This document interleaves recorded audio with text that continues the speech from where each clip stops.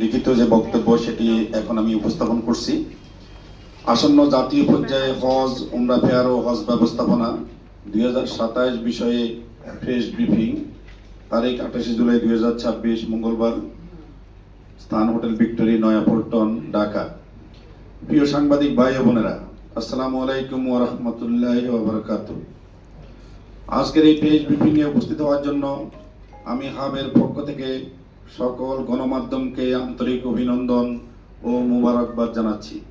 বাংলাদেশ চীন মৈত্রী সম্মেলন কেন্দ্র, আগারগাঁও, ঢাকায় আগামী 30 জুলাই থেকে 1 আগস্ট 2026 3 দিন ব্যাপী অনুষ্ঠেয় জাতীয় হজ ও উমরা ফেয়ারে গৃহীত বিভিন্ন পদক্ষেপ সম্পর্কে জনসচেতনতা সৃষ্টি, বিশেষ করে হজ গমনেচ্ছুক ধর্মপ্রাণ ব্যক্তিবর্গকে অবহিত করার লক্ষ্যে আজকের এই সংবাদ সম্মেলন আহ্বান করা হয়েছে।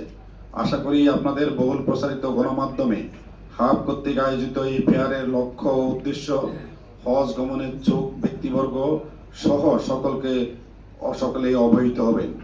পাশাপাশি হজ ব্যবস্থাপনা 2027-এ রাজকীয় সৌদি সরকার থেকে নতুন সিদ্ধান্ত দেওয়া হয়েছে, সেই বিষয়ে আপনাদের মাধ্যমে দেশবাসী অবহিত হবেন।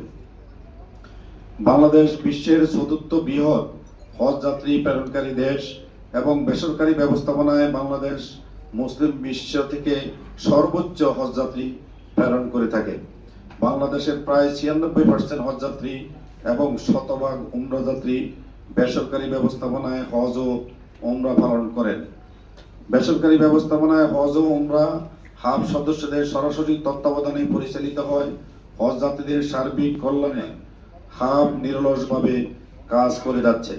বর্তমান সরকার ও হাবের সম্মিলিত প্রচেষ্টায় হজ ব্যবস্থাপনায় আমূল পরিবর্তন এবং শৃঙ্খলা ফিরে এসেছে। হজ যাত্রীদের কষ্ট ও দুর্ভোগ লাঘব হয়েছে। হজ ব্যবস্থাপনার বর্তমান ধারা অক্ষুণ্ণ রেখে ভবিষ্যতে আরো উন্নত ও সুশৃঙ্খল হজ ব্যবস্থাপনার লক্ষ্যে বর্তমান সরকার ও হাব